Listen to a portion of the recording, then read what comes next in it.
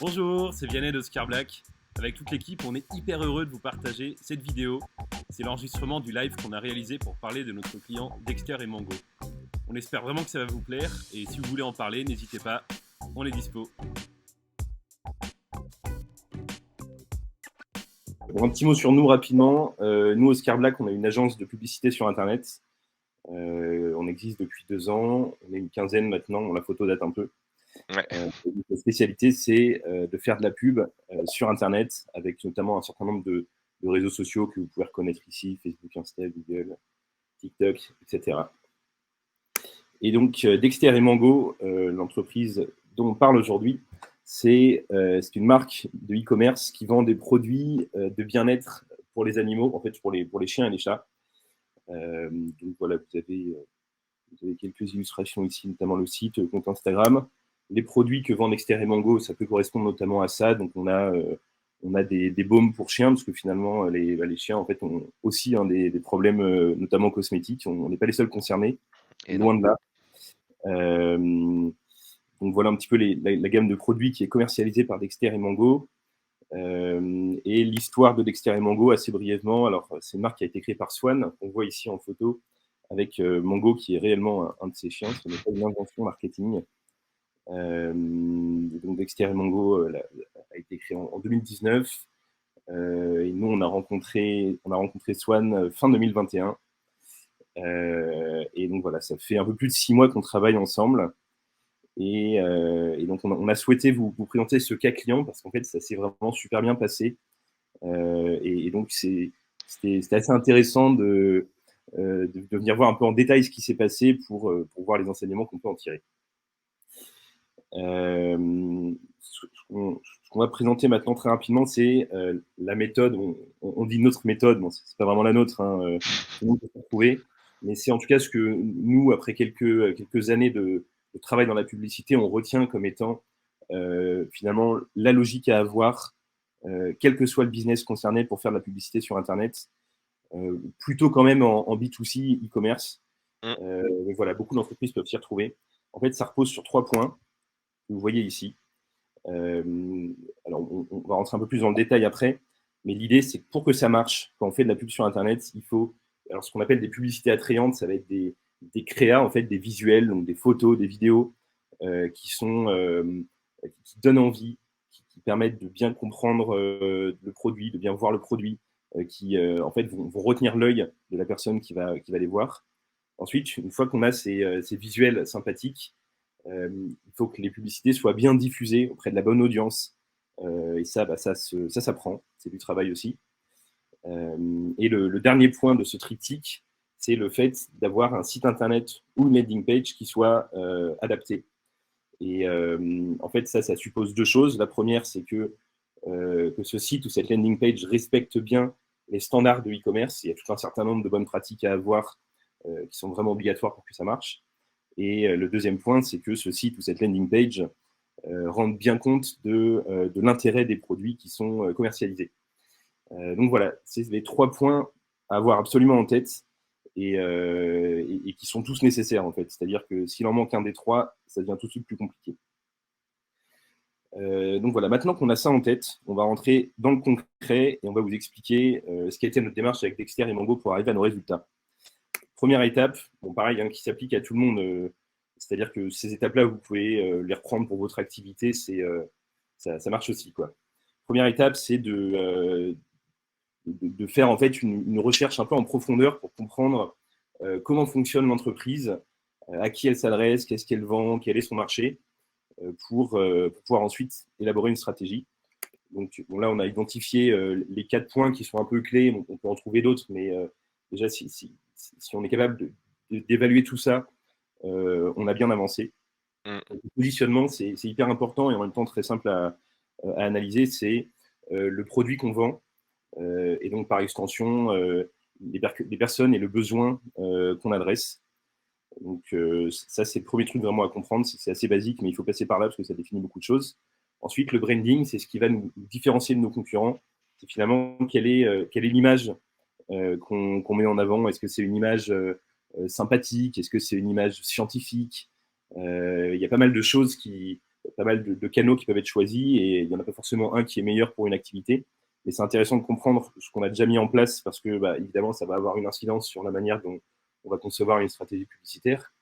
Ensuite, la distribution. Là, on va regarder quels sont les canaux sur lesquels on mise pour vendre et pour diffuser notre image. Donc, ça peut être les réseaux sociaux, ça peut être la publicité sur Internet, ça peut être la distribution physique. Il y a pas mal de choses qui sont possibles. Et enfin, le marché, là, on va aller voir un petit peu quels sont les concurrents qui sont en place pour comprendre leur positionnement et voir comment est-ce que nous, on va se positionner par rapport à eux. Donc l'idée, c'est que ces 4 points qui sont vraiment hyper importants, nous, chez Oscar Black, on a une matrice. En fait, c'est un document qui nous permet d'analyser les activités de nos clients selon ces 4 points pour pouvoir ensuite passer à une stratégie publicitaire. Et donc, pour remplir ce document et cette matrice, ce qu'on fait, en fait, c'est qu'on fait un travail un peu d'enquête qui est parfois à la limite du stalking. Donc, Ça on fait ça, visite ouais. tout ce qu'on peut trouver. Donc, on va commencer avec le site internet et les réseaux sociaux de la marque pour laquelle on travaille. Donc là, c'est Dexter et Mango, notamment pour voir aussi si le site est déjà efficace sur le plan du e-commerce, s'il est bien conçu. On va aller voir aussi les concurrents de la marque. Donc là, par exemple, ici, on a tapé un mot-clé qui correspond à un de nos produits pour voir un petit peu les marques qui se positionnent dessus. On va aller voir leur site. Donc là, on voit qu'on a un premier concurrent dont le site est peut-être un petit peu ancien, qui n'est pas forcément super actif sur les réseaux sociaux. Enfin, il est actif, parce qu'on voit qu'il a une story qui est publiée dans les dernières 24 heures, mais en même temps, les visuels font un petit peu anciens. Mm. On regarde un autre concurrent qui, là, pour le coup, a l'air un petit peu plus dans l'air du temps. Donc, on commence un peu à positionner tout ça sur notre grille. Ensuite, on a un autre point toujours de cette analyse qui est hyper important, qui est l'analyse sémantique. Alors là, je laisse Thomas en parler. Ouais.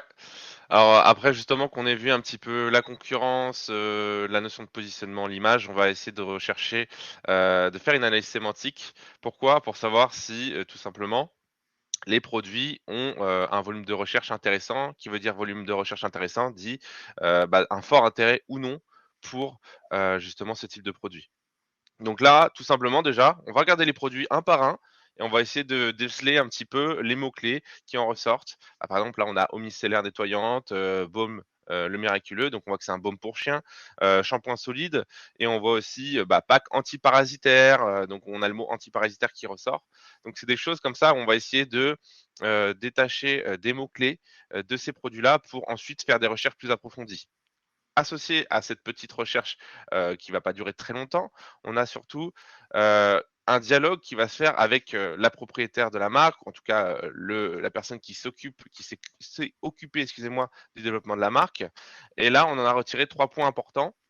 C'est que la marque, elle a été créée afin de soigner les problèmes de peau des chiens. Donc, on a vraiment le problème de peau qu'on va pouvoir décliner sous toutes les maladies ou autres problèmes de peau que peuvent avoir les chiens. Le best-seller de la marque, ça reste le baume miraculeux. Donc, voilà, donc les baumes devraient être notre fer de lance, en tout cas dans le cadre d'une campagne qu'on va lancer sur un nouveau levier.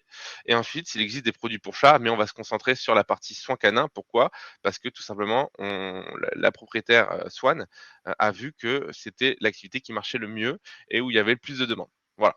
Donc après ça, comment on va réfléchir à tout ça? On prend les mots-clés qu'on a vus auparavant, on prend cette analyse-là à travers le dialogue et on va faire une recherche sémantique un peu plus poussée grâce en fait à des outils comme, vous devez les connaître, SEMrush, Ubersuggest ou même, le Keywords Planner directement, de Google Ads et à travers ça, on va pouvoir voir pas mal de choses. Pourquoi? Parce que par exemple, à gauche, vous le voyez, j'ai fait une recherche sur baume pour chien.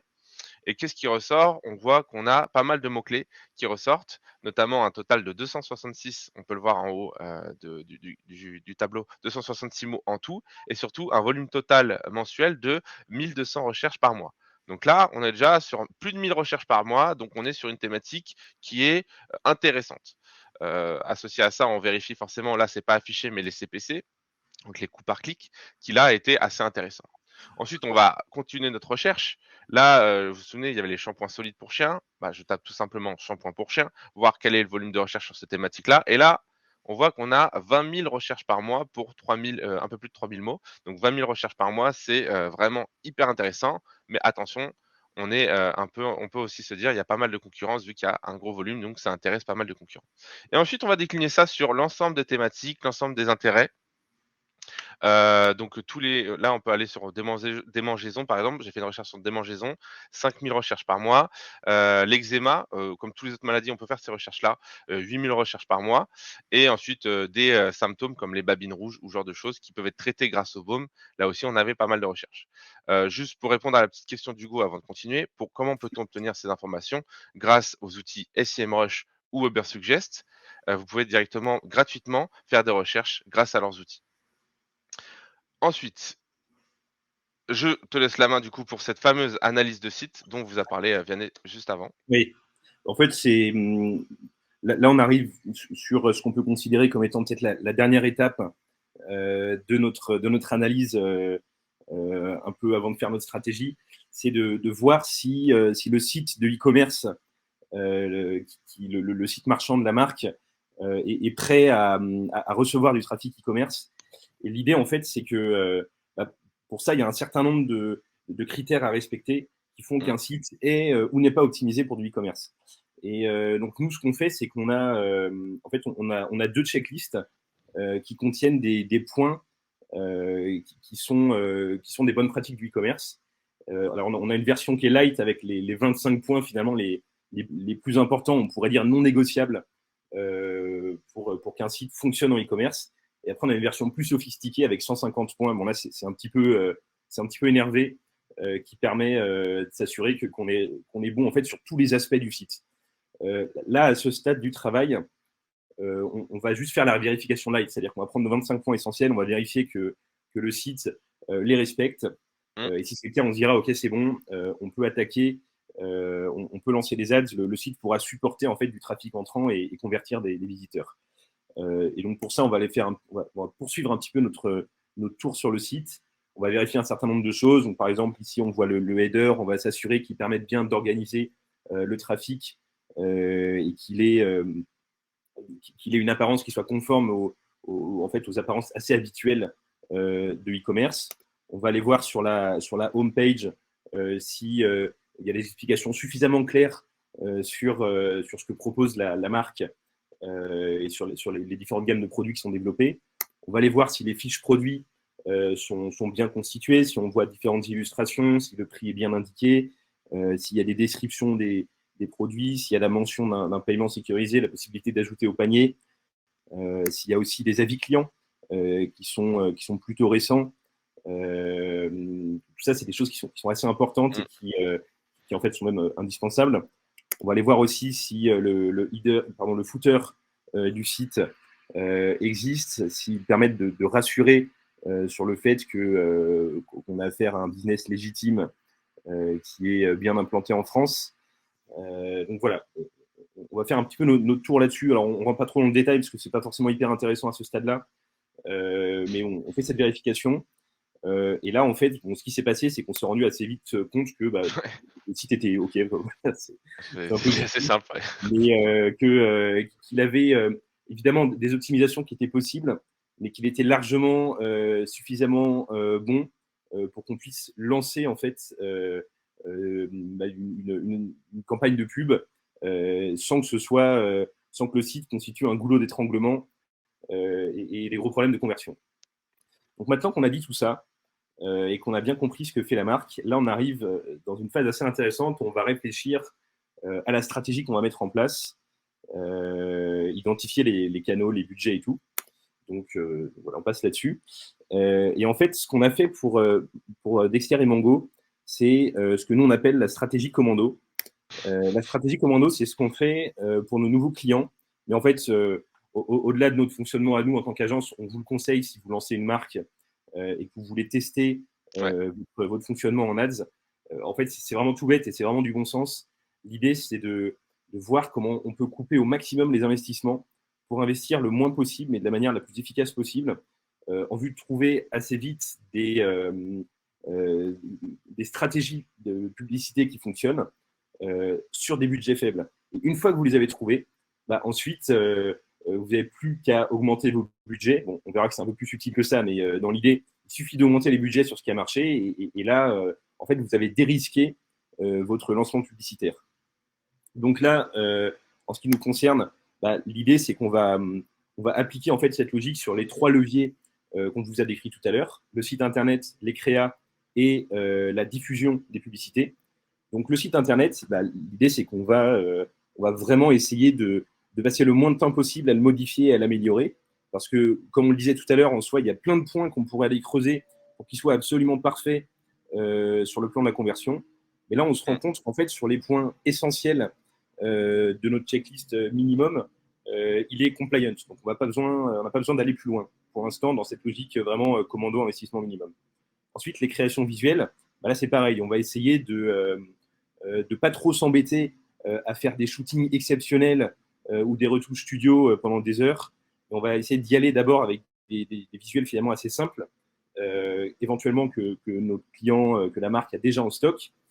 Comme ça, on réduit le budget là-dessus. Et sur le plan du budget publicitaire, bon, alors je ne rentre pas trop dans le détail parce qu'on va y venir juste après. Mais pareil, on va essayer de faire une diffusion qui nous coûte le moins cher possible, tout en étant évidemment un peu efficace pour pouvoir tester. Et là, je te passe la main, Thomas, pour expliquer un petit peu les médias qu'on a choisis. Oui, parce que là, on a fait le choix de la stratégie. Déjà, premier choix, validé. Deuxième choix, c'est quels sont les leviers que l'on va utiliser tout simplement pour mettre en place ces stratégies. Donc là, c'est un peu, on coche des cases là où on peut, cocher des cases pour certains leviers. Là, les contraintes sont ces dernières. Donc, on a un produit quand même hyper visuel. On a un produit hyper visuel, mais on n'a pas de vidéo. Déjà d'une. Donc déjà, TikTok, ça va être compliqué. On n'a pas de vidéo et on n'a pas de possibilité, en tout cas, de sortir de la vidéo. On est sur une marque 100% B2C. Donc LinkedIn, ça va rester, ça va être un peu compliqué. Et ensuite, on doit faire le choix pour 2 leviers. Pourquoi? Parce qu'on va pas se lancer sur 1000 leviers sur une marque justement qui veut progresser dans l'Ads. Donc dans un premier temps, 2 leviers, c'est bien. Et sachant qu'historiquement, en plus, donc Dexter et Mango avaient déjà un passif sur Facebook et Instagram du coup. Je pense que il va de soi qu'on va continuer là-dessus parce qu'il y avait des bons résultats, mais on peut les améliorer. Donc Pinterest pourrait être une solution, Google Ads pourrait être une solution pour le deuxième levier, mais on va le voir, on va choisir du coup dans un deuxième temps, on va choisir Google Ads. Pourquoi? Parce que Google Ads va permettre d'être à la fois, va permettre d'être très complémentaire par rapport à Facebook parce que on va parler à une audience active. Ce que j'entends par active, c'est une audience qui va faire des recherches concrètes pour un besoin immédiat. Donc là où Facebook et Instagram vont être très, très forts pour mettre en avant donc des produits qui vont peut-être procurer ou en tout cas donner envie à une cible d'acheter le produit parce que on présente un produit de qualité à une personne qui est dans la cible. Là, Google Ads va permettre de justement aller à la rencontre de personnes qui ont vraiment un besoin pour leur chien, notamment de baume pour chien pour des problèmes de peau ou autres. Donc voilà, donc ça c'est les 2 leviers qu'on va lancer, donc Facebook Ads, Instagram d'un côté et Google Ads de l'autre. La seconde, une fois qu'on a répondu à cette question-là, quels sont les leviers qu'on va lancer? C'est dans quel ordre? Dans quel ordre? Là, c'est une question qu'on doit se poser assez rapidement et ça doit être une réponse assez facile parce que comme on l'a dit, la stratégie commando, ça va assez vite et donc on doit prendre des décisions assez rapidement, mais des bonnes décisions. Là, il y a 2 choses qui ont fait pencher la balance du côté de Facebook, Instagram. C'est que déjà, il y avait un historique, comme je vous l'ai dit. Donc, du coup, on avait déjà un compte actif. Donc, ça, c'est hyper important. Si vous avez un compte actif sur un levier, ça vous fait gagner du temps parce que l'algorithmie est déjà lancé. Donc, ça, c'est hyper important. Ensuite, par rapport à Facebook, Instagram, vous l'avez vu, je pense que vous l'avez vu, le produit est hyper beau et on peut faire des visuels hyper sympathiques. Donc, on peut créer vraiment quelque chose de super graphique et super visuel sur Facebook, Instagram, là où dans un premier temps, sur Google Search, il n'y a pas de visuel vu qu'on est sur des annonces textuelles. Donc, le choix se fait un peu, le choix le plus facile va être Facebook, Instagram pour le passif et justement le côté visuel tout simplement. Donc là, on a répondu à la troisième question de se dire dans quel ordre on va les activer. Et enfin, la dernière question pour cette stratégie commando, c'est quel budget pour débuter? Parce que oui, combien ça coûte, combien ça va nous coûter et comment on commence en fait à justement lancer des ads. Il y a 3 règles pour ça. La première, et elle est très importante, c'est 10 € minimum. Donc 10 € minimum, c'est 10 € par jour. donc un budget journalier d'à peu près 300 € par mois. Un budget journalier, excusez-moi, de 10 € par jour et de 300 € par mois. Pourquoi? Parce qu'en dessous de ça, les plateformes, en fait, ne vont pas vous mettre en avant, mais voire pas du tout. Vous n'allez pas récolter assez de données pour faire des vrais choix et des bonnes itérations.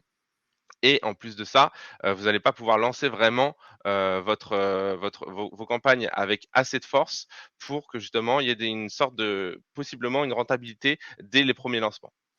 La règle numéro 2, c'est la progression à du bon. Qu'est-ce que ça veut dire? Ça veut dire que si vous commencez à 10 € et que vous faites progresser votre budget, et ben les plateformes aiment ça. Elles aiment ça parce qu'elles se disent qu'elles font bien leur travail et qu'en plus, elles vous rendent service. Donc du coup, petit à petit, l'algorithme va un petit peu changer et vous mettre en avant de plus en plus et essayer de vous proposer, de plus en plus de résultats positifs parce qu'ils voient que, justement ça marche pour vous. Les ads sont, vraiment une bonne source de trafic et de conversion. Donc du coup, ça va aller dans le bon sens. La règle numéro 3, c'est atteindre des paliers critiques. Sur tous les leviers, par exemple sur Google Ads, on a des paliers critiques, ça veut dire atteindre des dépenses journalières minimum. C'est-à-dire que, par exemple, sur Google Ads, on a des paliers à 25 €, 50 € par jour. Donc dès que vous atteignez ces fameux paliers, bizarrement, d'un point de vue assez logique en fait, la machine va vous mettre un peu plus en avant, l'algorithme va un peu plus s'affoler et du coup, on peut attendre plus de résultats, en tout cas plus de résultats positifs après ce type de dépenses. Donc n'hésitez pas si vous êtes à 20 €, à essayer de tester les 25 € par jour et si vous êtes aux alentours de 45, 46, 49 €, d'aller jusqu'à 50. Parce qu'il y a ces paliers critiques qui peuvent être intéressants à atteindre pour, justement, développer encore et encore votre algorithmie et donc vos campagnes. Et Thomas, juste là-dessus, il y avait une Ouais, question dans le chat dis-moi. auquel Ouais, tu peux répondre. alors, Euh, 300 € est vraiment suffisant, c'est ça? Ouais, c'est ça. On m'a toujours dit que maintenant, en dessous de 1 500, on était clairement pas pertinent, malheureusement. Alors, Emma, c'est une très bonne question, c'est une très bonne question. Beaucoup de personnes, vont vous dire que oui, 300 € c'est pas assez. Il faut savoir que, on est dans un cadre de lancement. Ça veut dire que, aujourd'hui, on préfère, chez Oscar Black tester, par exemple, à hauteur de 10 € par jour, des campagnes, voir, si les thématiques sont, intéressantes, si, les annonces sont les bonnes, si les visuels, réagissent, enfin font réagir en tout cas les personnes qui sont ciblées, avant de passer sur des gros budgets comme 1 500 € par jour. Parce que, je pense nous que c'est par mois, 1 500 €. J'ai du mal à aujourd'hui, hein, je t'avoue, Vianney, oui. Donc Pas c'est de 1 souci. 500 € par mois et heureusement, bon, on pourrait dépenser 1 500 € par jour, mais ça fait beaucoup. Donc oui, non, 300 € par, mois, aujourd'hui, en tout cas chez Oscar Black, ça nous permet, d'avoir des résultats pour à peu près l'ensemble de nos clients. Donc du coup, il y a aucun problème là-dessus. Après, on conseille forcément à nos clients d'augmenter, ce budget au fur et à mesure dès qu'on voit qu'on a des résultats pour accélérer, la croissance, tout simplement. Ok. Heu Bon, je vois qu'on a pas mal de questions Ouais, qui ouais, arrivent. ouais, on y répondra peut-être après, ouais. On va poursuivre et de toute façon, à la Mmh. fin, il y aura un moment où on pourra prendre toutes les questions en détail. Et oui, effectivement, il y aura un replay. Donc, si vous avez Oui, raté il le y aura début, toujours il y aura un replay. pas d'inquiétude, on vous enverra tout ça. Voilà. Donc, on enchaîne un petit peu sur maintenant, voilà, une fois qu'on vous a présenté la stratégie qu'on souhaitait appliquer, ben, on va aller voir dans le détail ce que ça a donné. Parce Mmh. qu'évidemment, on vous en parlerait pas si on l'avait pas fait. Donc, exécution de la stratégie, c'est parti. Comme on vient de le voir, on a décidé d'attaquer avec Facebook Ads. Donc, vous avez compris, Facebook qui fonctionne avec Insta, on diffuse sur les deux simultanément. Et donc, on a lancé en janvier, si je ne dis pas de bêtises, sur Facebook. Et donc, dans la logique de ce qu'on disait à l'instant, ce qu'on a fait, c'est qu'on a attaqué en reprenant des visuels que la marque Dexter et Mango utilisait déjà avant qu'on travaille ensemble, dans une logique vraiment d'y aller en investissant le moins possible, et donc en ne faisant pas de nouveaux shootings à ce moment-là. Donc on a testé les visuels que vous voyez ici. Bon, là c'est un échantillon, c'est une sélection. Mmh. On constate, ça va être intéressant pour la suite, qu'il y a pas mal de visuels avec des animaux, ce qui a donc demandé pour certains des shootings. Donc voilà, on est parti sur l'optique de tester tout ça. Donc on a identifié des rédactions à faire tourner avec. On a lancé tout ça. Et sur cette campagne, sur le mois de janvier, on a eu un résultat d'un petit peu plus de 5 000 €. Je crois que c'est 5 400 € de vente pour 1 900 € dépensés. Donc plutôt sympa, mais on pensait quand même qu'on pourrait faire mieux. Ouais. Donc on s'est demandé ce qu'on pouvait faire pour améliorer tout ça. Donc là, on a discuté un petit peu avec Swan et on s'est dit qu'on aimerait bien tester des visuels sur une philosophie un peu différente qui serait plus axée sur le produit et un peu moins sur les animaux. En fait, l'intérêt que ça a, c'est que a priori, on ne sait pas si ça fonctionne mieux. Et d'ailleurs, c'est la logique avec les ads. Hein, c'est Mm. on n'a pas de règles absolues, on n'a que des intuitions. Mais ce qui est intéressant et stimulant, c'est que ces intuitions, on peut les tester. Et donc, on s'est dit, OK, on va tester ça, on va voir si ça marche. Si ça marche, c'est intéressant parce qu'en fait, ça coûte beaucoup moins cher de produire des visuels où on voit un produit que des visuels où on voit des mannequins, d'autant plus si ces mannequins sont des animaux. C'est toujours un peu compliqué à shooter, enfin à prendre en photo. Ouais. Donc voilà, on a testé ça. Et là, eh bien, on s'est rendu compte qu'on arrivait à des résultats qui étaient assez équivalents, voire un petit peu meilleurs. Euh, mais surtout qui nous permettaient d'avoir des publicités qui nous coûtaient beaucoup moins cher. Donc ça, c'était vraiment intéressant. Ouais. Alors, j'ai pas les chiffres en tête tout de suite, mais on va y venir après. On aura une présentation en détail sur le plan financier de tout ce que tout ça a donné. Mais voilà, on a augmenté un petit peu en tout cas les résultats grâce à ça. Et ensuite, on a testé sur Facebook une troisième stratégie. C'est en fait de miser sur des produits en pack. L'intérêt étant d'augmenter évidemment le panier moyen d'achat.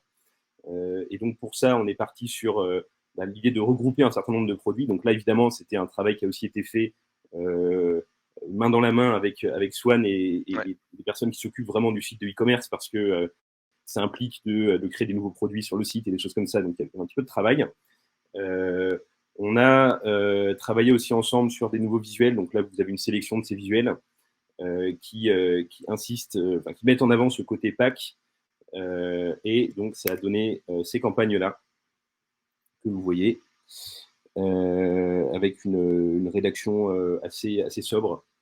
Et là, ça a super bien marché. Alors, pareil, on reviendra après en détail sur le plan financier des résultats précis, mais ça a été assez efficace et ça nous a confirmé l'intuition qu'on avait que les packs pourraient être assez intéressants à tester. Là, de fait, pour Dexter et Mango, ça fonctionne. Alors, on ne vous dit pas que ça marchera pour tous les business. C'est vraiment un truc à tester. Mais là, en l'occurrence, dans ce cas-là, ça a bien marché. Un petit mot aussi sur les différents types de campagnes. Alors, comme vous le savez peut-être, sur Facebook et Instagram Ads, il y a différents modes de campagne.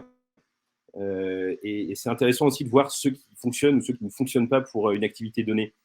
Et évidemment, là, c'est ce qu'on va vous montrer. C'est vrai pour Dexter et Mango, ce sera peut-être pas vrai pour une autre activité. Donc, il ne faut pas le prendre comme une règle absolue. Mais en tout cas, c'est ce que nous, on a constaté sur ce compte-là. Mais c'est d'ailleurs différent de ce qu'on constate sur d'autres comptes. Ouais. Donc voilà, c'est pas gravé dans le marbre, mais en tout cas, pour Dexter et Mango, c'est vrai. On a testé ces trois modes de campagne. Alors, c'est pas les seuls qui existent chez Facebook et Instagram, mais c'est quand même les plus répandus. Et donc, on a beaucoup misé sur cela. Alors, en deux mots, ce qu'on appelle du targeting broad, c'est en fait le fait de lancer l'algorithme de Facebook un petit peu en autonomie et il va aller identifier des personnes sur lesquelles il pense que ça pourrait marcher et donc leur diffuser nos publicités.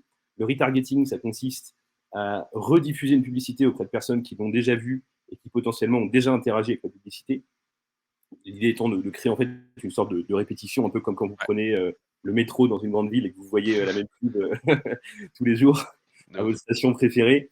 Et le lookalike, ça consiste à diffuser les publicités auprès d'une audience qui ressemble à une audience qui a déjà fonctionné. Et donc voilà, on a testé ces trois choses. On s'est rendu compte que dans le cas de Dexter et Mango, lookalike, ça apportait assez peu de résultats, alors que les deux premiers modes marchaient très bien. Voilà, c'est un enseignement qu'on retient sur ce compte précis, mais encore une fois, n'en déduisez pas qu'il faut bannir le mode lookalike parce qu'on a d'autres clients pour lesquels ça fonctionne super bien. Donc c'est un enseignement de cette campagne-là. En fait, c'est juste l'enseignement que le test and learn est plus important que juste des certitudes. Donc n'hésitez Absolument, pas à faire des tests. Si vous voyez que ça marche pas, essayez une autre version du test. Mais au bout d'un moment, si ça marche pas, ça marche pas. Donc faut pas forcément suivre les guidelines dans le cadre à 100%, sinon vous allez peut-être perdre un peu d'argent. Ouais, ça, c'est vraiment la mentalité à avoir en matière de pub sur Internet. C'est tester, tester, tester ses intuitions et ne pas avoir de certitude. C'est Euh, ça. donc voilà pour Facebook. Et donc, en fait, au bout de quelques mois, bah, on s'est rendu compte avec tout ce qu'on vient de vous Un montrer que mois. ça marchait pas mal. Bon, Mm. on reviendra juste après dans le détail de ce que ça donnait sur les chiffres. Et donc là, on s'est dit, OK, ça marche. On a proposé à Swan de lancer notre équipe Google Ads en plus. Swan était évidemment assez partante. Ouais. Donc on l'a fait et bah, Thomas, tu vas nous montrer un Je petit peu. reprends la main là-dessus, ouais. Donc forcément, comme je vous l'ai dit tout à l'heure dans l'ordre, bah forcément au début on a fait Facebook Ads. Maintenant on fait Google Ads parce que ça a bien fonctionné sur Facebook. Donc on peut continuer à développer la marque sur d'autres leviers. Comment on fonctionne en termes de réflexion? Déjà, vous vous souvenez, la recherche sémantique qu'on a fait tout à l'heure, et bah, c'est là où elle va vraiment être super utile parce que Google Ads fonctionne bah, grâce à des mots-clés. Donc là, on va reprendre l'ensemble des mots-clés intéressants, on va les décliner sur toutes les thématiques, comme vous pouvez le voir, shampoing, par exemple, shampoing chien, poil court, poil long, naturel, sensible, pas mal de choses. À savoir qu'il ne faut pas trop non plus, comment dire, aller trop loin dans tout ce qui va être recherche de mots-clés parce que déjà avec shampoing chien, normalement, on couvre toute la thématique. On a la même campagne avec le baume pour chien. Ensuite, à droite, vous voyez, on a créé des annonces. Donc, en gros, on se crée un petit fichier comme ça, racine, et après, on l'injecte dans Google. Une fois qu'on a injecté dans Google, on a une structure qui ressemble un peu à ça. Donc, on a la campagne globale. Donc là, on va avoir une vraie campagne test avec 10 euros par jour. Du coup, c'est la campagne de lancement, enfin, en tout cas 10 euros et plus. Et ensuite, les groupes d'annonces par thématique. Donc là, vous l'avez, donc soins, baume, chat, démangeaison, shampoing et parties sensibles. Et si vous vous souvenez bien, on avait dit qu'on commencerait par les chiens. Donc le chat, groupe d'annonces chat, est mis en pause dès le début, mais on l'a quand même créé si dans un temps 2, on veut l'activer pour continuer nos tests. À l'instar de Facebook avec les visuels, bah là, ce serait avec d'autres mots-clés. Une fois qu'on a créé ces groupes d'annonces-là, donc ces thématiques fortes, on a du coup des belles annonces textuelles. Donc c'est un petit peu moins sexy hein, forcément que sur Facebook avec les beaux visuels, mais ce qu'il faut, c'est avoir un maximum d'informations pour le client ou pour la personne qui fait une recherche concrète sur une solution pour son chien. Donc là, on a par exemple baume naturel pour chien qui était pas forcément dans la campagne, dans le groupe d'annonces baume pour chien, shampoing solide pour chien, démangeaison coussinet où on voit qu'on a couvert en fait l'ensemble des thématiques qui va être produits et solutions pour les problèmes de peau ou maladies pour chiens. Donc une fois qu'on a toutes ces fameuses annonces, on va pouvoir commencer vraiment à aller chercher des personnes qui sont actives. Une fois qu'on a fait cette campagne search, donc ça fonctionne bien. Là, je vous parle de ça fonctionne bien. On a quand même 3 semaines, un mois, de comment dire? De retour de données à analyser. On a quelque chose sur Google qui devient assez logique dans le développement. Ça va être, de développer, en tout cas d'utiliser un maximum de réseaux proposés par Google afin de ne pas passer à côté d'une audience cible, intéressante. Donc la campagne search fonctionne, on a identifié les bonnes thématiques. Qu'est-ce qu'on fait ensuite? On va lancer 2 types de campagnes, naturellement. C'est à peu près pas forcément dans tous les cas, mais dans la majeure partie des cas, on peut, utiliser ces techniques-là pour développer son audience. La première campagne à relancer, c'est comme pour Facebook, c'est la campagne retargeting. Encore une fois, hyper important d'aller recibler les personnes qui sont déjà venues sur mon site. Pourquoi? Bah, pour qu'elles revoient le produit et qu'elles se laissent tenter une deuxième fois pour l'acheter. La troisième campagne à lancer, c'est une campagne de Perf Max. Donc, c'est une nouvelle campagne qui date, enfin, nouvelle campagne, ça date d'à peu près un an, mais ça vraiment, ça se perfectionne de plus en plus. Et c'est une campagne qui va vous permettre de, avec une seule annonce, une annonce responsive, donc une annonce qui va s'adapter à l'endroit où elle va être affichée, à l'aide d'images, de vidéos, de textes, de logos, de titres. En fait, c'est une annonce complète qui va pouvoir s'afficher à la fois sur le réseau de recherche, display, YouTube, réseau Discover, Gmail, vraiment sur l'ensemble des réseaux Google. Et on le voit, l'addition de ces 3 campagnes, types de campagnes, on arrive à quelque chose de très, très fort. C'est on arrive à être présent sur tous les réseaux Google Ads. Et donc ça, c'est hyper important pour continuer à développer une marque et surtout ne pas faire l'impasse sur des audiences qu'on pourrait avoir oubliées en faisant que du search ou que des réseaux sociaux. Donc le maître mot, ça va être de continuer de développer l'audience sur l'ensemble des points de contact qu'on peut avoir avec elles. Par rapport à ce développement logique, qu'est-ce qu'on obtient? Du coup, je vous ai parlé des annonces responsives. On obtient ce type d'annonce. Donc là, comme c'était lors du 2e mois de lancement, on avait forcément les visuels du début parce que, bah, on était en train de travailler avec, justement Swan sur les nouveaux visuels produits. Donc ça, c'est vraiment les visuels qui ont été lancés au début. Donc on voit, c'est des visuels qui vont s'adapter, à l'endroit où ils sont affichés. Donc c'est pour ça que c'est hyper intéressant. Donc, peu importe l'endroit où il y a de la place sur un site internet ou sur une application ou sur YouTube ou ainsi de suite, on va avoir un bandeau qui va s'afficher à la bonne taille, de la bonne résolution, avec les bonnes images et de façon assez claire, avec toujours un appel à l'action pour venir sur, le site. Dans ce développement logique, on a forcément d'autres variables. Donc, on développe la campagne search, ensuite les 2 autres campagnes et qu'est-ce qu'on fait ensuite aussi? On essaie de faire évoluer, les objectifs de ces campagnes-là vers des objectifs de conversion. Donc tout d'abord, nous, ce qu'on utilise beaucoup chez Oscar Black pour des soucis de forcément, dans un premier temps, de budget, c'est la stratégie de maximisation des clics. Donc pas mal de gens vont pouvoir vous dire: «Mais nous, on préfère travailler au CPC manuel». C'est aussi une solution. Moi, en tout cas, enfin nous, en tout cas, dans l'équipe Google Ads, on a vu que maximisation des clics pour un budget de 10 € par jour, ça fonctionne très bien et au contraire, ça fait baisser nos coûts. Une fois qu'on a assez de clics, on a assez de preuves que justement nos annonces fonctionnent et que les thématiques sont assez intéressantes, on peut passer sur une maximisation des conversions. Donc là, on va dire à l'algorithme, à la machine, bonjour, je voudrais plus de conversions. Les clics, c'était bien. Maintenant, je veux vraiment rentabiliser mon activité et mes ads. Ok, super. Ensuite, à la fin, on peut aller vraiment sur du ROAS cible. Donc, vous allez voir juste après qu'est-ce que veut dire ROAS. Il y a Vianney qui vous l'expliquera dans 2-3 slides, je pense. En tout cas, ça veut dire Return on Ads Spent. Donc, c'est vraiment avec mon meilleur accent anglais, c'est le retour sur investissement par rapport aux ads, enfin au budget ads dépensé. Et là, on va dire, voilà, le ROAS cible, c'est tout simplement, je veux dépenser 1 euro et je veux en gagner 4 en retour. Donc, un ROAS cible de 400%. Donc, je veux rentabiliser mon euro dépensé. Et ça va nous permettre de passer de maximisation des conversions où il n'y a pas forcément de guide à, tu vois, maintenant que j'ai pas mal de conversions, je veux continuer à aller dans cette tranche-là d'algorithmie, mais je vais aller encore plus loin en demandant à être encore plus rentable. Ensuite, il y a quelque chose, là on vous parle beaucoup de publicité, on vous parle beaucoup de lancement de campagne. Donc Google Ads s'est lancé, Facebook Ads s'est lancé, donc c'est génial. Il y a une seule chose aussi doit être absolument mis en place en parallèle, même au début en fait de ces campagnes-là, c'est le tracking. Parce qu'on va pas se mentir, la vérité c'est que pas de tracking égale pas de suivi. Et pas de suivi, on ne sait pas si on est rentable. Du coup, en tout cas, nous, chez Oscar Black, on le met en place pour tous nos clients et en tout cas, on vous conseille de le faire avant de lancer des campagnes si vous le faites. C'est vraiment hyper intéressant de se dire, moi, je veux suivre mes campagnes au maximum afin de savoir si je suis rentable ou non. Quels sont les outils pour faire ça? Nous, on vous conseille tout simplement les solutions natives justement Google Ads et de Facebook Ads. C'est tout simplement le pixel Facebook qui peut être mis en place avec un certain nombre de guides sur Facebook et Google Tag Manager qui va vous permettre de suivre des actions critiques enfin des actions clés sur votre site et de renvoyer les informations à Google Analytics et à Google Ads. Voilà, donc hyper important de mettre en place tout ça.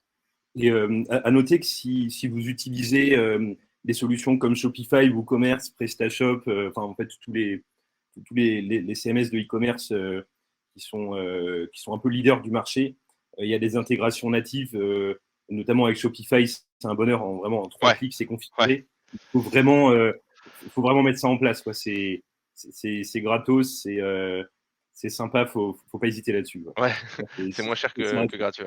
Ouais. C'est du réflexe. Je te laisse la main. Oui.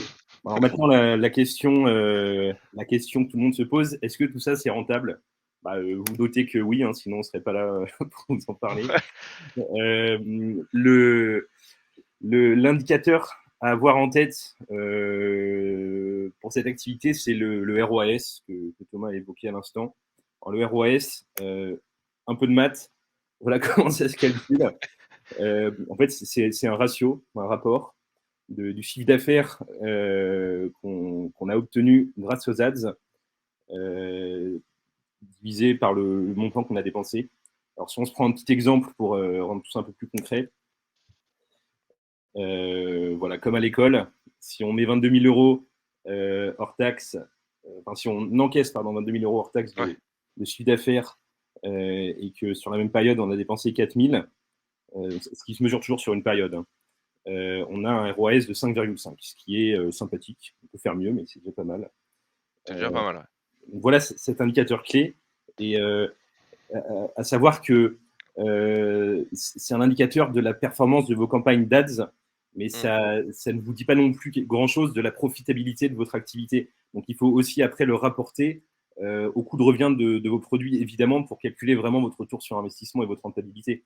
Si vous avez des produits sur lesquels vous margez très peu, il va falloir que vous ayez un énorme ROAS pour qu'en fait votre finalement que vous y retrouviez quoi. Alors Mm. si vous avez des marges énormes, elles seront, enfin, vos dépenses seront très rapidement couvertes par un ROAS, même s'il est assez faible. Donc voilà, le ROAS en soi ne suffit pas. Il faut le rapporter à un calcul beaucoup plus global sur votre entreprise d'analyse de vos coûts de revient. Mais disons que si vous connaissez vos coûts de revient, c'est le calcul est vite vu. Quoi. Ça va assez vite. Ouais. Donc maintenant qu'on a dit tout ça, on va vous montrer un petit peu ce que ça a donné en détail sur le plan financier pour Dexter et Mango pendant nos 6 mois d'intervention. Alors Thomas, je te laisse la main là-dessus, tu as plus ça en tête que moi. Ouais. Alors, déjà, combien ça coûte? La grande question que tout le monde se pose, hein, bien sûr, combien ça coûte? Heu, alors à savoir que comme l'a dit, Vianney, on a commencé en janvier à intervenir, avec, Dexter et Mango. Donc on a vraiment pris connaissance de la marque et aussi de l'activité de Swan, toute fin, 2021. Et donc j'attire votre attention sur le mois de décembre où le mois de décembre, on était, sur, une activité, en tout cas publicitaire, où c'était Swan directement qui gérait ses campagnes, toute seule. Après avoir fait un peu d'agence, mais elle va pas avoir été convaincue par l'agence, donc du coup elle a pris les rênes toute seule et du coup, on voit qu'elle dépensait quand même pas mal de budget sur Facebook Ads.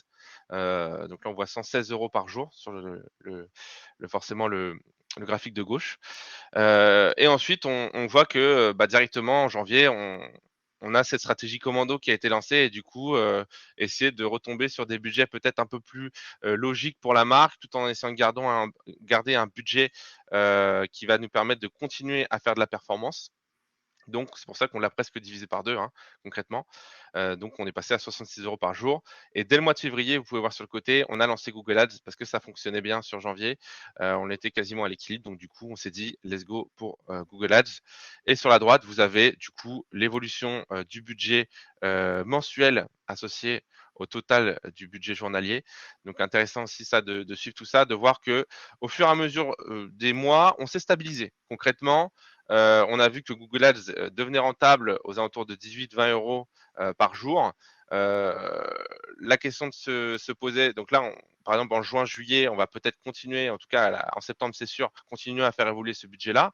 Mais là, on est rentable et on devait rattraper aussi, possiblement un déficit de trésorerie du côté de Swan parce que, bah, ça coûtait de l'argent quand même pas mal, enfin les mois avant décembre en tout cas, elle a continué à faire de la publicité, ça coûtait un peu d'argent donc c'est pour ça qu'on n'a pas fait évoluer le budget plus que ça. Donc voilà combien ça a coûté. Maintenant l'intérêt c'est quels sont les résultats concrets. Donc avec ce budget-là, qu'est-ce qu'on a réussi à faire? Donc en décembre, on voit qu'avec 116 € par jour, je vais juste revenir pour avoir le montant exact, 3 480 € de dépenses, elle a fait 7 000 €. Donc techniquement, elle a un ROS de 2, on peut le voir sur la droite, 2,01, ce qui, ne l'enchantait pas beaucoup parce que, bah, elle est pas dans un ROS, qui était, intéressant pour elle. C'est à savoir que son ROS, break-even, donc cible, c'était entre 3 et 3,5, tout simplement. Donc on peut voir sur la gauche que, Facebook a très rapidement pris le pas sur une stratégie, en tout cas sur une dynamique, rentable avec, déjà 6 000 €, 6 000 € le 2e mois au mois de février, alors qu'on dépensait, moitié moins que le mois de décembre, donc forcément on est beaucoup plus rentable. Pareil, on voit une évolution et là on peut le voir entre mars et avril, c'est là où on a lancé les packs et on peut voir qu'on a quand même à peu près, 600, oui, ouais, 700 € de plus, de gains notamment grâce à ces packs-là, parce que ça fait augmenter le panier moyen. Et donc, du coup, qui dit panier moyen augmenté, dit CA en plus. Et ensuite, on peut voir aussi que sur résultats Google Ads, eh ben, on est monté petit à petit. Et au fur et à mesure, grâce à tout l'apprentissage qu'on a eu, au mois de mai, on a vraiment fait une explosion. Ce qui nous amène au mois de mai à faire un ROS, on peut le voir en rose ici, de 6,08 et 15 000 euros de CA pour, on va le regarder, 2 520 euros de dépenses par mois. Donc, voilà. Concrètement, tout ça, en fait, c'est la somme de travail et la somme d'apprentissage et notamment de refonte de tout ce qui va être refonte visuelle qui va nous amener à ce type de résultat. Ensuite, ça, c'est les résultats financiers. Après, on peut se poser la question de qu'est-ce qu'on a gagné en plus de tout ça. Concrètement, on a aussi eu des gains un peu plus passifs, mais qui sont hyper importants. C'est qu'on a écarté aucune audience. C'est-à-dire que, comme je vous le disais tout à l'heure, on a l'audience passive, des gens qui vont juste scroller ou qui vont juste naviguer sur Internet et ne pas forcément faire de recherche, qui va être touchée. Et on a aussi l'audience active, qui a un réel besoin auquel il faut répondre dans l'instantané. Et là, on va y répondre directement avec le search. Donc là, grâce à ces trois réseaux et ces deux leviers donc, qui sont Facebook, Instagram Ads, qui est maintenant Meta Ads et Google Ads, on va avoir cette combinaison d'audience passive et active qui va être très puissante. Et on va franchement ne pas mettre de côté une audience active ou une audience passive. On va vraiment toucher toutes les audiences possibles. Le deuxième gain, un peu plus en arrière, c'est une réelle synergie interlevier. Qu'est-ce qu'on entend par là?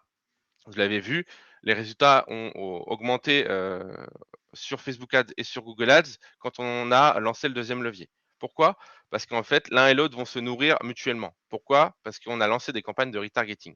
Et comme on l'a dit, le campagne de retargeting, ça va permettre de recibler les personnes une fois qu'elles sont passées sur le site. Mais peu importe d'où elles viennent, cette personne-là sera reciblée à la fois sur Google Ads et sur Facebook Ads. Donc du coup, on multiplie nos chances que la personne vraiment voit une deuxième fois, une troisième fois, une quatrième fois notre publicité et soit encore plus tenté par l'achat de ce produit. Donc, une fois que vous avez mis une stratégie de retargeting en place, plus vous allez avoir de leviers qui amènent de trafic sur votre site, plus vous allez booster ce retargeting.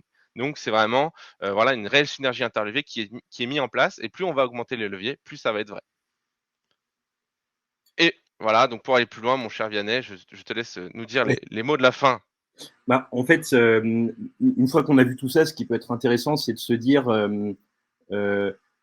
finalement, c'est de voir quelques pistes pour poursuivre une stratégie.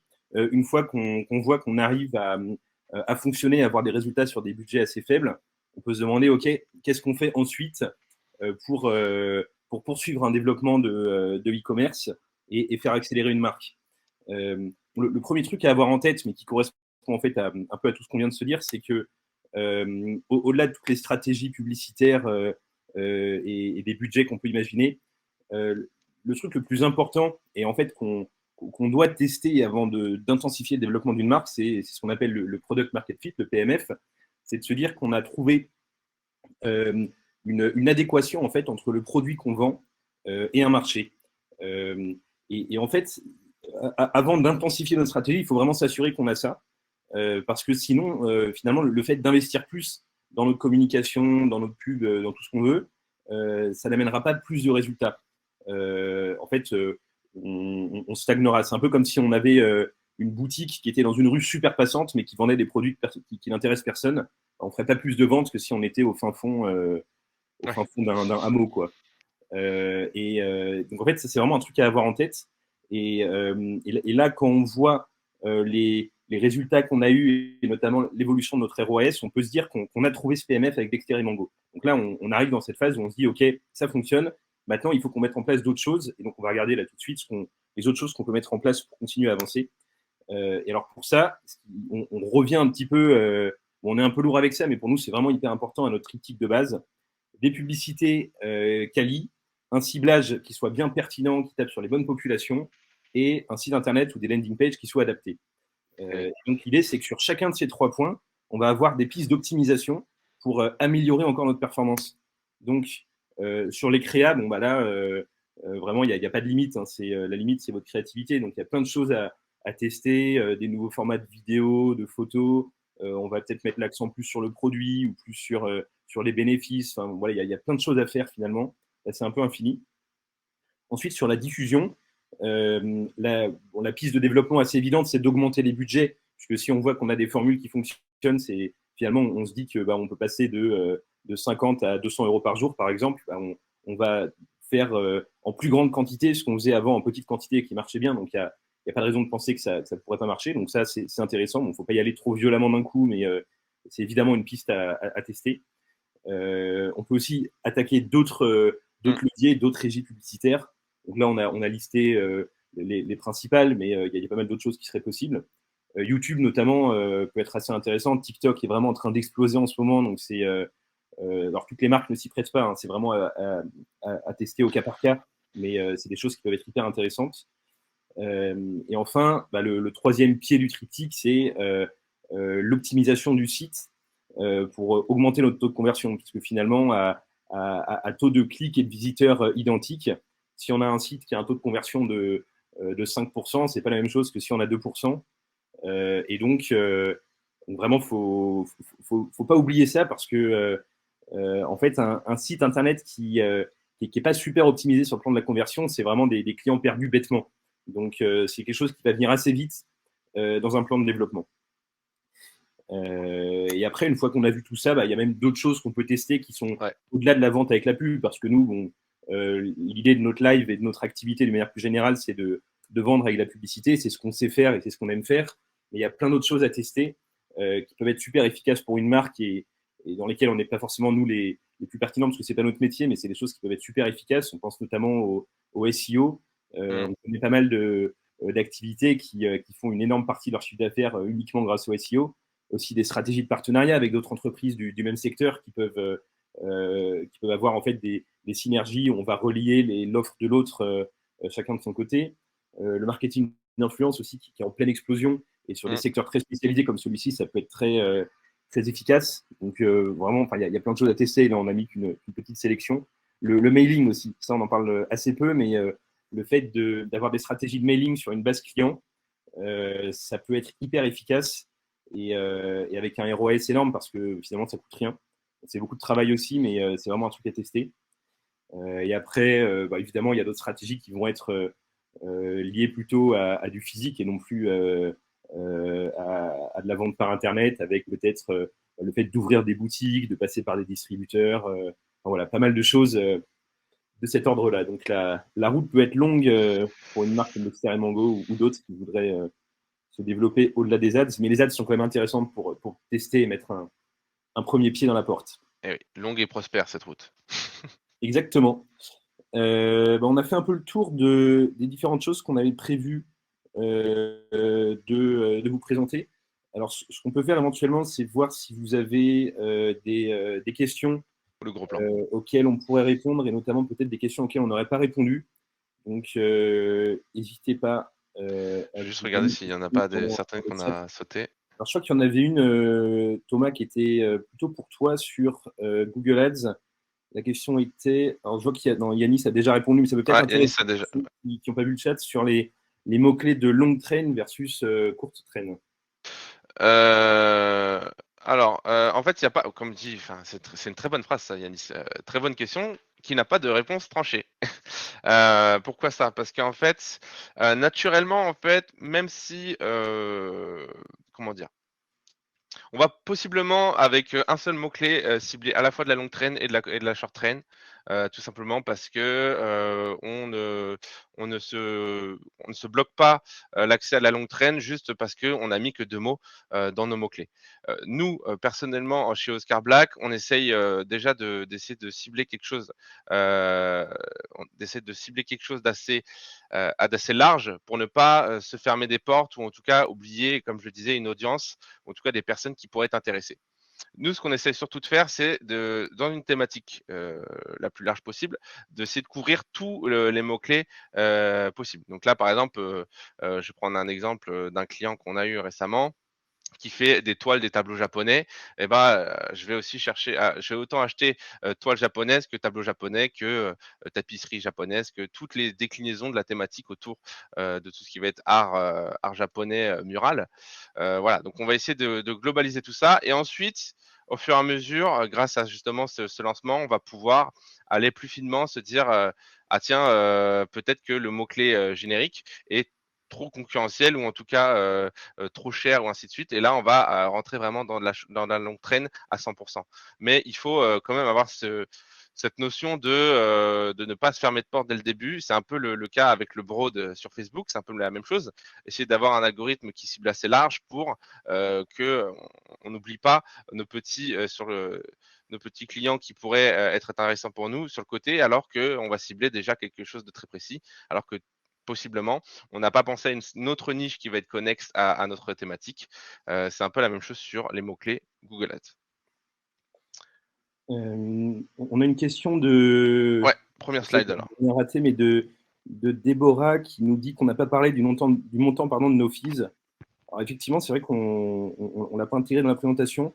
Mais alors pour le coup, on est très transparent là-dessus. C'est écrit en clair sur notre site internet. Donc, Ouais, pas du tout une information qu'on cache, bien au contraire. ouais, Nous, notre tarification est de 419 euros 90. pour nos clients pour gérer un levier. Mm. Donc en fait, très concrètement, ça veut dire que nos clients doivent dépenser pour leur campagne d'ads nos fees, qui sont donc de 499 euros par mois pour un levier géré, plus le montant qu'ils décident de dépenser dans la régie publicitaire. Donc par exemple, si vous lancez une campagne sur Google Ads, par exemple, avec un budget de 10 euros par jour, donc en visant un budget un peu commando, comme on écrivait tout à l'heure, ça va vous faire 300 euros par mois, plus nos fees de, on va arrondir à 500 euros, donc vous serez à 800 euros par mois. L'idée, évidemment, c'est que il faut que ce soit intéressant pour vous, et ça le sera si on travaille bien et qu'on vous génère vraiment des résultats. C'est ce qu'on constate quand même avec la plupart de nos clients. Parce que si on relativise un petit peu, c'est si vous avez quelqu'un dans votre équipe qui le gère et que donc vous devez payer, que ce soit un salarié, un alternant ou peut-être un stagiaire, vous paierez plus cher que ce que vous nous payez. Donc, avec un niveau d'expertise qui ne sera pas le même. Donc voilà, après, c'est vraiment du cas par cas, mais est-ce qu'il y a la partie stratégique? Oui, évidemment, ça comprend absolument tout. Oui. Il y a une question de Priscilla. Est-ce qu'on peut revenir sur la première slide? Est-ce que Priscilla, tu pourrais préciser pour quoi qu'on puisse répondre à ta question, ou juste tu veux voir la première slide? Et auquel cas, je pense que le replay qu'on pourra t'envoyer pourra répondre à ta question.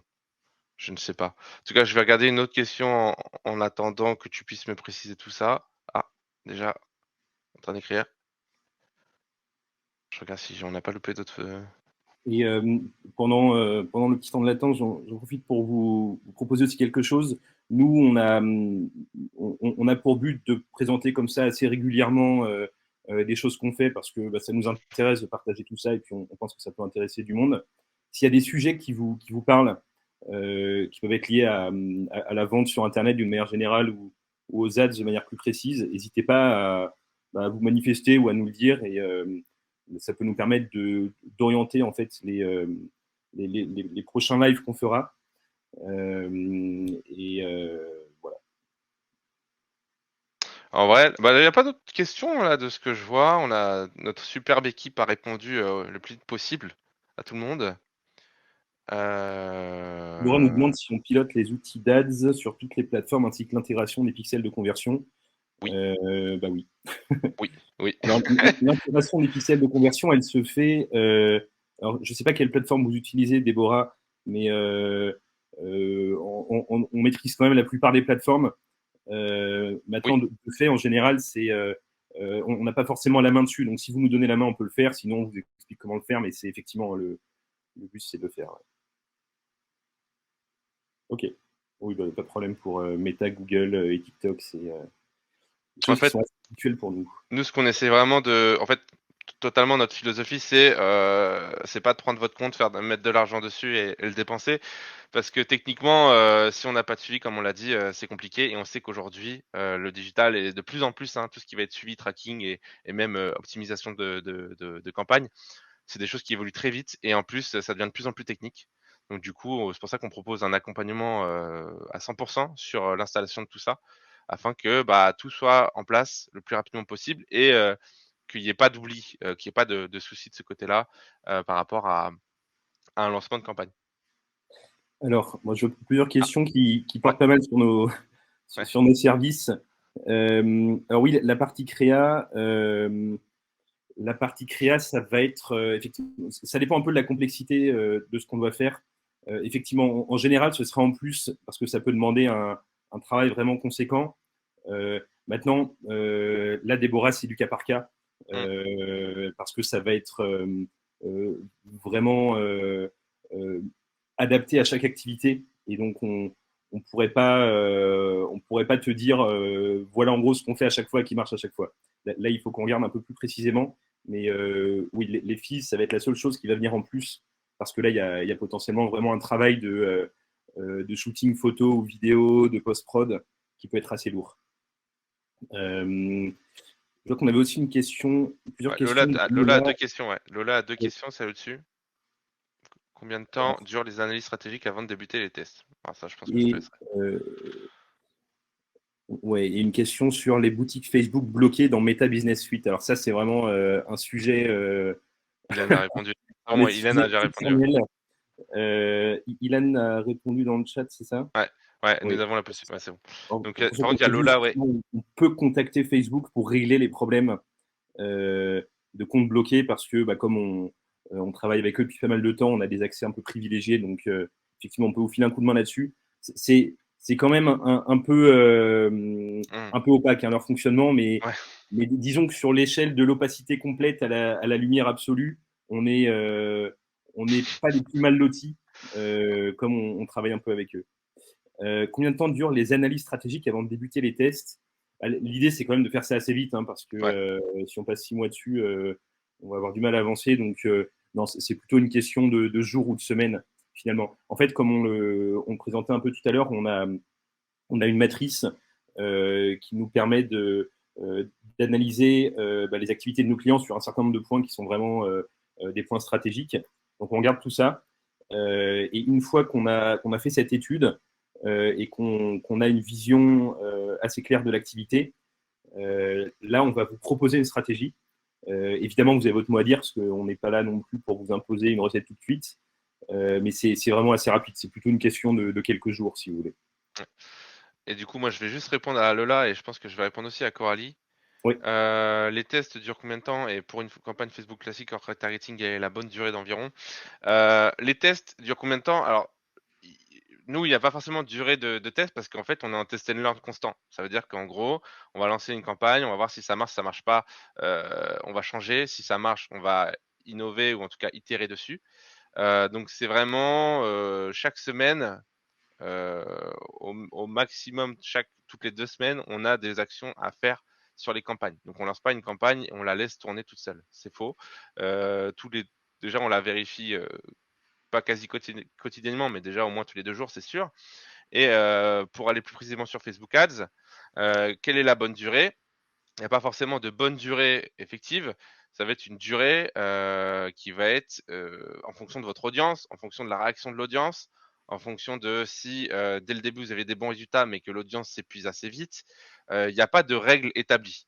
C'est vraiment au cas par cas et c'est ça qui fait que c'est un peu intéressant aussi de travailler sur Facebook Ads, mais c'est aussi un peu compliqué de donner des règles toutes faites parce que en termes de durée, on n'a pas vraiment de règles établies. C'est vraiment par rapport à l'activité, par rapport à l'audience, par rapport aux critères qui ont été décidés. Voilà. Je ne sais pas si j'ai répondu, mais en tout cas, n'hésitez pas à me confirmer. Éventuellement aussi une info intéressante par rapport aux phases d'analyse dont on parlait tout à l'heure, c'est que nous, enfin, on peut vous proposer éventuellement, si ça vous intéresse, de faire cette analyse gratuitement pour vous, en fait, pour prendre une quinzaine de minutes et passer. Alors évidemment, ce sera un peu moins détaillé que si on travaillait vraiment ensemble, mais c'est une chose qu'on fait quand même assez régulièrement. On peut jeter un peu un coup d'œil à votre site, à vos comptes publicitaires, à vos contenus et vous dire un petit peu ce qu'on en pense et Ouais, éventuellement si vous auriez des choses à améliorer sur le plan des ads. Donc si c'est quelque chose qui peut vous intéresser, faut hésiter. n'hésitez pas. Vous pouvez prendre rendez-vous avec Chloé sur notre site internet. Vous pouvez choisir un créneau et puis on pourra regarder ça avec vous. Il y a une question de Coralie sur Facebook Ads. Non, c'est bon, c'est déjà fait ça. C'est OK, c'est OK. Ok. Et surtout, n'hésitez pas, hein, sur le site, il y a, comme on l'a dit, il y a les prix qui sont inscrits, mais il y a aussi toutes les infos sur les créas. On fait aussi pas du site web et de la landing page pour améliorer votre taux de conversion. Donc tout ce qui va être ads, tout ce qui va être tous les leviers, en fait, tout ce qui est notre mode de fonctionnement.